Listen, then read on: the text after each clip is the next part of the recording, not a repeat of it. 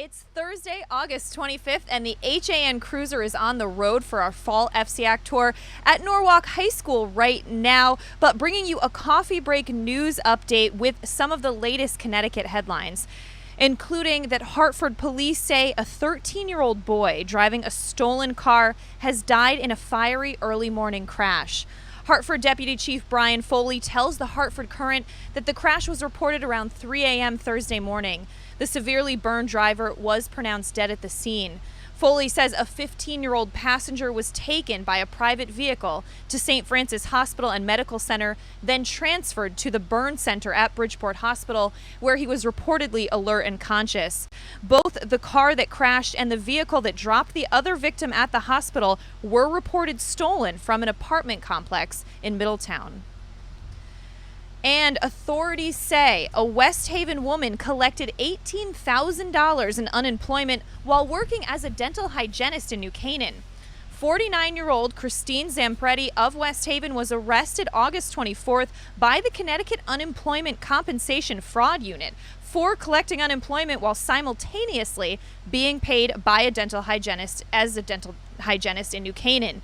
Zampretti was said to have amassed almost $18,000 in benefits from January through August of 2013 while being employed and paid. She was charged with 1 count each of larceny in the first degree, defrauding a public community and unemployment compensation fraud, and both are felonies, with sentences ranging from 1 year minimum each to 20 and 5 years respectively. She's scheduled to appear in court on August 30th.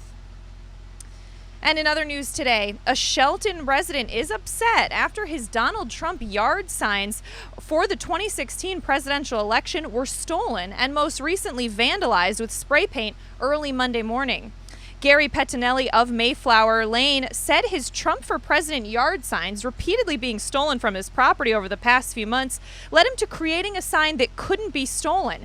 He created a large 4 by 8 foot yard sign made of plywood with a vinyl cover that read, "We shall overcome. Rebuild America 2016.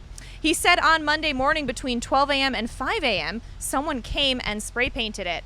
The person who vandalized the sign painted a penis as well as an anti-Semitic symbol and crossed out the messages initially shown. Pettinelli said in an effort to cover up the vandal's work, he made his own designs on there, but you can get a lot more on that story at sheltonherald.com.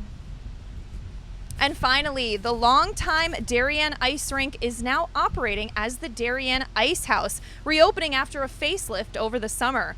Once spring hockey was over, the owners shut the rink down, melted the ice, and basically started from scratch. That according to Clark Jones, who's the director of hockey at the newly renamed rink and at the New Canaan Winter Club, which now holds the lease on the Darien facility.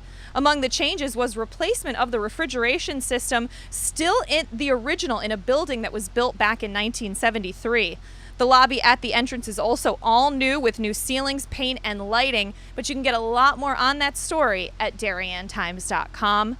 That does it for this coffee break news brief, but you can follow all the action on our fall FCAC tour on Twitter at HAN Network CT.